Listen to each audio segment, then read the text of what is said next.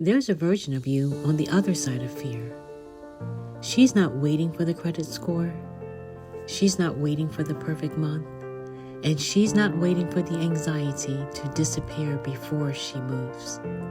She moved with the fear, and the fear got smaller every time she did. God has not given us a spirit of fear, but of power, love, and a sound mind. You don't have to be fearless, but you do have to be faithful. One steady step, then another. She's already you.